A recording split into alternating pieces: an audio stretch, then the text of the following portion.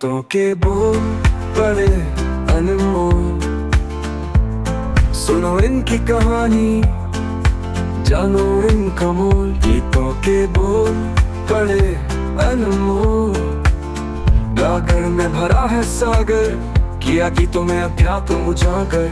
गीतों के बोल बड़े अनमोल।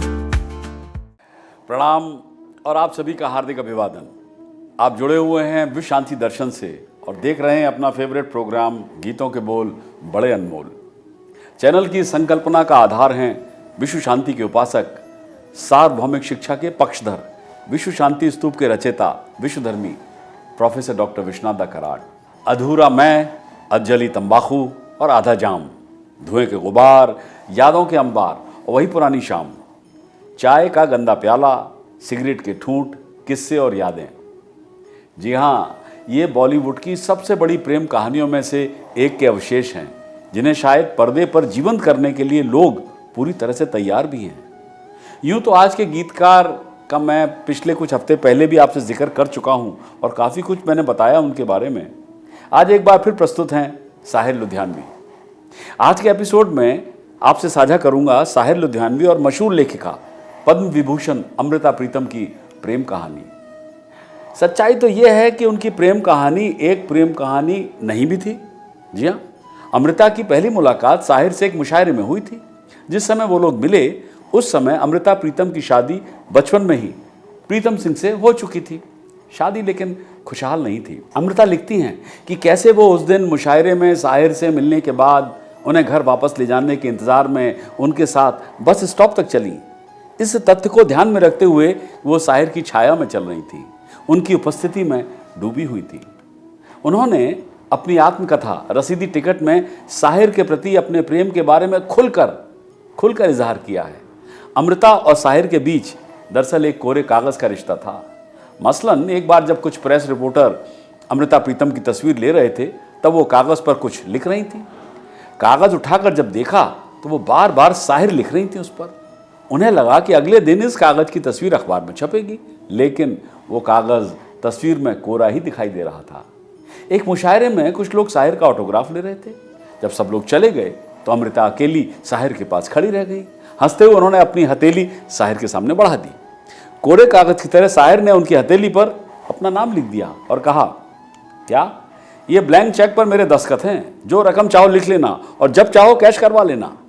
वो कागज़ मांस की हथेली थी, लेकिन उसने कोरे कागज़ का नसीब पाया था, इसलिए कोई हर्फ उस पर लिखा नहीं जा सकता था। तो उनके बीच वास्तव में हुआ क्या था?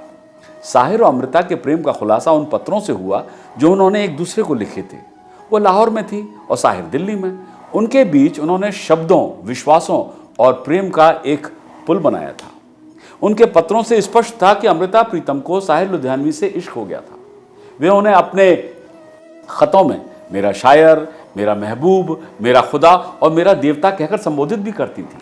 उनका ऐसा रोमांस था जिसका जन्म दूरियों के माध्यम से हुआ था और जिसे साहिर बांटना भी नहीं चाहते थे।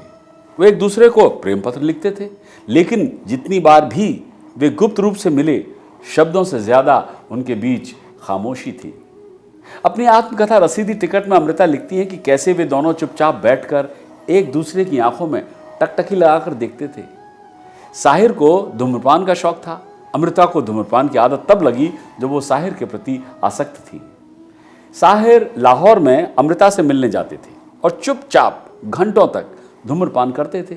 जब साहिर चले जाते तो अमृता उनकी आधी जली फेंकी हुई सिगरेट के टुकड़े उठाती और कश लगाती। उन्होंने लिखा, क्या हमारा धुआं हवा में घुल गया और हमारी सांसें भी, हमारी कविताओं के शब्द भी। अमृता का कहना था कि साहिर के द्वारा छोड़े गए सिगरेट के टुकड़ों का कश लगाने से उन्हें ऐसा महसूस हुआ जैसे वे साहिर को छू रही थी। अपने धूम्रपान के बारे में अमृता ने अपनी आत्मकथा में समाज की परवाह किए बिना ईमानदारी से सब कुछ लिखा था। अपनी एक कविता में वो लिखती हैं, क्या कि दर्द को मैं सिगरेट के कश की तरह चुपचाप खींच लेती हूँ। दर्द को मैं सिगरेट के कश की तरह चुपचाप खींच लेती हूँ और तन्हाई को मैं सिगरेट की राख की तरह झाड़ देती हूँ। साहिर अ पीपल्स पोएट के लेखक अक्षय मनवानी का मानना है कि अमृता प्रीतम एकमात्र ऐसी महिला थी जो साहिर को शादी के लिए मना सकती थी। अमृता प्रीतम और साहिर लुधियानवी के सामने लेकिन कई चुनौतियां भी थी।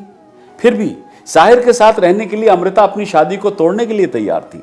अपनी आत्मकथा, अपनी कलम से उन्होंने अपने प्यार का खुलकर उसमें इजहार किया है। साहिर अपने काव्य में सर्वश्रेष्ठ थे और अपने लेखन में उन्होंने पहले सामाजिक आलोचना और राजनीतिक आदर्शवाद को शामिल किया और बाद में रोमांस को स्थान दिया। फिर भी अमृता प्रीतम और साहिर की अधूरी प्रेम कहानी ने साहिर को 1964 में बनी फिल्म दूज का चांद के लिए महफिल से उठ जाने वालों गीत लिखने के लिए प्रेरित किया था। साहिर अ पीपल्स पोएट के लेखक अक्षय मनवानी के अनुसार ये गीत साहिर की अमृता प्रीतम के साथ वर्षों बाद हुई मुलाकात से प्रेरित था, जब वो अपने लंबे समय के साथी कलाकार और कवि इमरोज के साथ आई थी।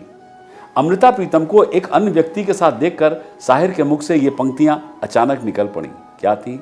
महफिल से उठ जाने वालों तुम लोगों पर क्या इल्जाम, महफिल से उठ जाने वालों तुम लोगों पर क्या इल्जाम, तुम आबाद घरों के वासी, मैं आवारा और बदनाम। महफिल से उठ जाने वालों तुम लोगों पर क्या इल्जाम, तुम आबाद घरों के वासी, मैं आवारा और बदनाम।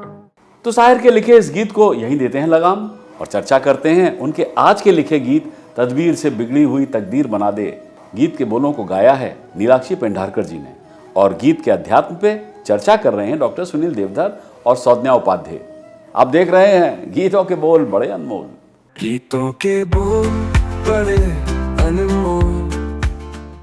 नमस्कार, स्वागत है आप सभी का गीतों के बोल बड़े अनमोल पर, जहां मैं और डॉक्टर सुनील देवधर जी चर्चा करने वाले हैं एक नए गीत के पीछे छिपे अध्यात्म पर। नमस्ते सुनील जी, आपका स्वागत है। मैंने एक कहावत सुनी थी, तदबीर से किस्मत की बुराई नहीं जाती, बिगड़ी हुई तकदीर बनाई नहीं जाती। तो आज का हमारा जो ये गीत है वो इसी कहावत के एग्जैक्ट अपोजिट है। एक बहुत ही इंपॉर्टेंट लाइफ लेसन ये गीत हमें सिखाता है कि जहाँ आशा और होप हमें जिंदगी में कभी छोड़नी नहीं चाहिए। आज का हमारा गीत है तदबीर से बिगड़ी हुई तकदीर बना ले। ये गीत फिल्म बाजी से है जो 1951 में रिलीज हुई थी और इसके गीतकार है साहिर लुधियानवी।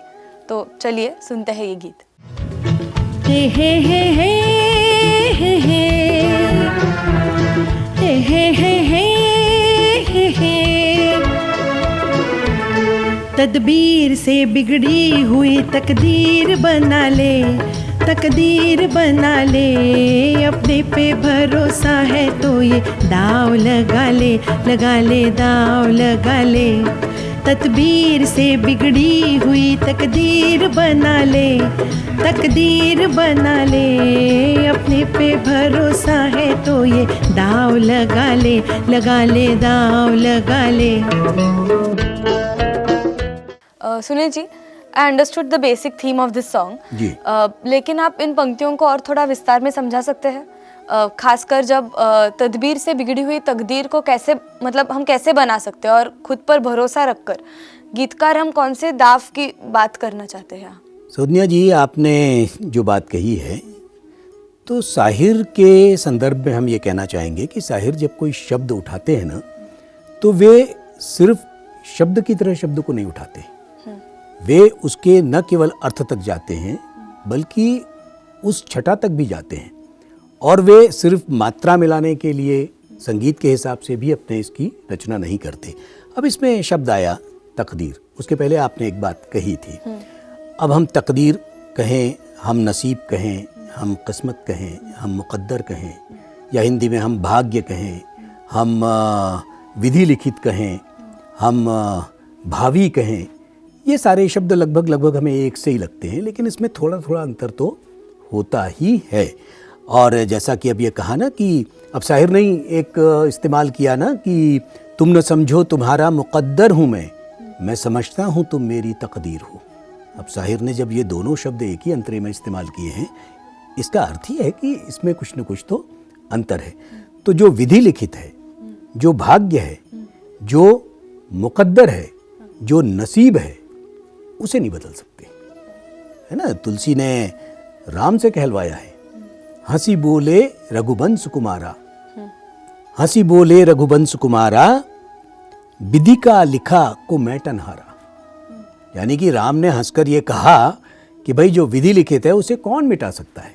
Correct. साहिर ने कहा कि नसीब में जिसके जो लिखा था वो तेरी महफिल में काम आया। तो ये बात सही है कि नसीब में, भाग्य में, विधि लिखित में, भावी में और आपके प्रयत्न में, आपके पुरुषार्थ में, आपकी तदबीर में वो गुण हैं कि आप अपनी तकदीर को बदल सकते हो। तो ये बात साहिर इस माध्यम से कहना चाहते हैं। और अपने पे भरोसा है तो दांव लगा ले, यानी आपको आत्मविश्वास के साथ ही जीवन में चलना होगा। तो जब आप अपने पर भरोसा करते हो तो आप कोई भी दांव जीवन का खेल सकते हो। Thank you Sunil ji. अब हम सुनते हैं आगे की पंक्तियाँ। डरता है जमाने की निगाहों से भला क्यों, निगाहों से भला क्यों। डरता है जमाने की निगाहों से भला क्यों, निगाहों से भला क्यों। इंसाफ तेरे साथ है, इल्जाम उठा ले, इल्जाम उठा ले। अपने पे भरोसा है तो ये दाव लगा ले, लगा ले, दाव लगा ले।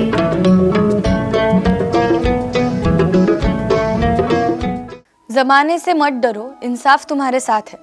ये पंक्तियाँ समझने में तो आसान लगती है, पर इसमें कैसा अध्यात्म छिपा है। जमाने से मत डरो जब इंसाफ तुम्हारे साथ है, यानी कि सत्य की अपनी ताकत होती है। इंसाफ यानी न्याय, न्याय की अपनी ताकत होती है, सत्य की अपनी ताकत होती है। और ज़माना उससे डरता है जो ज़माने से आँख में आँख डालकर बात करता है। इसलिए गीतकार ये कह रहा है कि ज़माने से मत डरो। और संस्कृत की भी एक उक्ति है, माँ भेर माँ रोक, यानी कि डरो मत, हटो मत।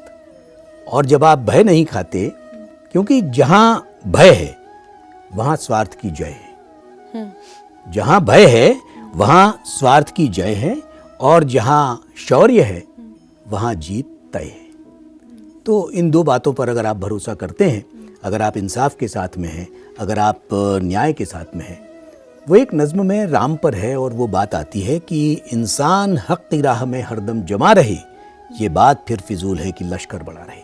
यानी जहाँ आपका हक़, यानी जहाँ आप धर्म के रास्ते पर हैं, जहाँ आप अधिकार के, न्याय के रास्ते पर हैं, वहाँ ये बात फिर फिजूल हो जाती है कि किसकी सेना, किसका लश्कर बड़ा है। क्योंकि जंग तो हौसलों से जीती जाती है ना, हथियारों से नहीं।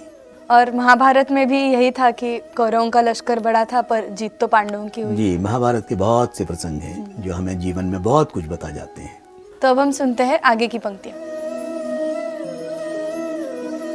खुद को मिटाकर दूसरों को मिटने से बचाने में कहाँ से आती है ये शक्ति? अगर आप में संवेदना नहीं है, आपके मन में करुणा नहीं है, तो फिर आपका वो जीना अधूरा होगा और स्वार्थ से भरा होगा। वो मलुकदास कहते हैं ना कि मक्का, मदीना, द्वारका, बद्री और केदार और बिन दया सब झूठ है, कहे मलूक विचार। Welcome back.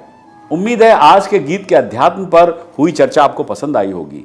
अगली बार इस गीत के बचे हुए भाग में ढूंढेंगे अध्यात्म, और साथ ही साथ साझा करूंगा गीतकार साहिर और पद्म विभूषण अमृता प्रीतम की प्रेम कहानी का अंतिम भाग। सब्सक्राइब कीजिए, साझा कीजिए और जुड़े रहिए विश्व शांति दर्शन के साथ। बड़े अनमोल, सुनो इनकी कहानी जन्म का मूल, हमारे साथ चलते जैसे साया है, कि तुम छुपा जीवन यही सच्चा काया है।